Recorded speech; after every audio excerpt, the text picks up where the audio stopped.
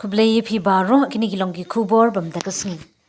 Ka Tibetan community hashilong hakasngi balang kalapelong ya ka jinyalang thang mambati ka bajai jai haul assembly gate ban kirmau burom yu nong yaki nan Tiben lob sang palsang lob ga rangzen.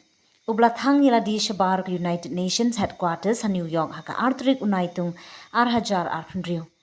Kani ka jinyalang kalong ru habakran shikilat pathai khubor ka media coordinator but research activist ka Tenzing Sangmo kalau ong baga jingjia ha New York kam dai tang ka jingyap jang uwei briu hendrai ka ka sur ka bakhot ika perthai bakan sngap ika jing ut jang ki pat ba Tibet kalau ong baga ni ka jingyalang kalong ru ban penpau ya ka jing persha ya ka law on promoting ethnic unity and progress jang ka China kablas rang trai kam na du ka shitarik unaitung arhajar arpendriu Karkum ka sangmo ki Tibetan ki yo I ya ka nikaan kum ka atiar ban penyaso jubor ya ki jat ben riu rit pat hapo ka wei ka jinglong Chinese da ka ba pendu suki yala ka jong ka ktin ka culture ka niam bar ka history.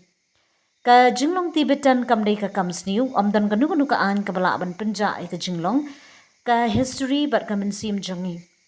La ong ka sangmo kalapan pauru I ka jing sngokya halor ka jing pet ngor ka bajur ki monastery ka jing per king ya ka let ka wan jing ki mong bat nan bat ka jing pen kalai ka jing kai niam knang bat penyaham bat ka jing mut jing ka Chinese Communist Party ka sangmo kalau ong baki Tibetan hapo ka jing lam jing udalai lama kila persang da kalenti ka bajai jai bat ka jing ya planning ba ka middle way approach la kumba south house nem Henry ka jing bam don ka jubab ka bashay na ka China kalapan ki imbyang ya ka jing dawa na ki benta ba pher na ka benta ka jing lat lut bapura jong ka Tibet.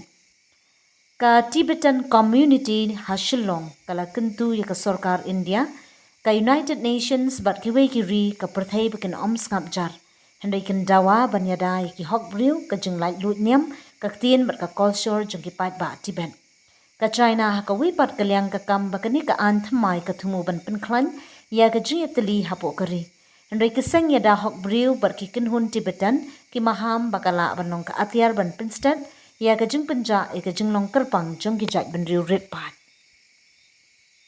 My name is Tenzin Sangmo. I'm a Tibetan, born and bred in India, and I'm currently in Shillong with a member of Tibetan community in Shillong, and we are here today to observe a peaceful candlelight vigil to pay tribute to the Tibetan activist Paul Lobka Rangzeng, who self-immolated himself in front of the United Nations headquarters in New York City on July 2nd, and the primary cause of his self-immolation and those of 170 other Tibetans who have self-immolated is the continuous illegal colonial occupation of Tibet by China. And the immediate cause of his self-immolation is repressive policies, one that stands out is the law on promoting ethnic unity and progress that went into force on July 1st, and it seeks to legislate and legalize human rights abuses and seeks to sinicize Tibetan Buddhism to so it aligns with the goals of Chinese Communist Party, and also it seeks to export repression by targeting all the individuals and organizations supporting human rights. And this law targets the minoritized groups. Tibet is not an ethnic minority. Minoritized groups under persecution under Chinese rule, which includes Tibetans, Uyghurs from East Turkestan, and the Southern Mongolian people.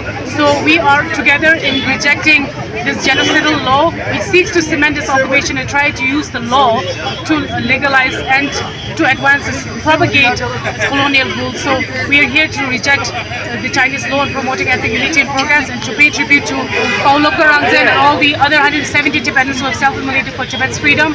And we're here to echo a renewed call for Tibet's independence. In Tibet, their resolve for Tibet's freedom and their conviction as Tibetans cannot be absorbed, cannot be reduced, because we all united in our origins and love and respect for our leader, His Holiness the 14th Dalai Lama, and Tibetans everywhere look up to his leadership, and he has extended a very peaceful proposal of middle way approach which seeks to resolve the Sino-Tibetan conflict peacefully, but China has royally ignored it for over 40 years. So now Tibetans, what this law has done is brought all the Tibetans together. We have always been together, but now we have renewed our call for Tibet's freedom and for human rights in Tibet, and to extend our solidarity with Tibetans inside Tibet who are being persecuted. We would like to request the leadership of the great nation of India to please wake up to the menace that China has proven itself to be. Of course, you have your trade relations and relation as a neighbor.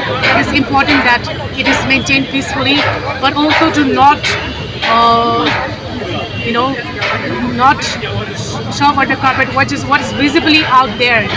As we have seen, Indians in Arunachal have sounded alarm about kind of territorial transgression that they're experiencing. Likewise in Ladakh 5-6 years ago. And Tibetans, on our part, we cannot instruct the government of India what to do, because we're just grateful to be hosted, to be allowed to express ourselves, and but we have always stated and asserted that India's security, long-term security, lies in addressing the Sino-Tibetan conflict and in retracting statement that Tibet belongs to China that was made several decades ago, which we now see as a big error in judgment, and that could be retracted. We hope for India's own security and for India's image, India's foundational value as a nation that values human rights, dignity, and coexistence of diverse population. Cultural genocide has been in place for a long time, right? Ever since the Chinese occupation that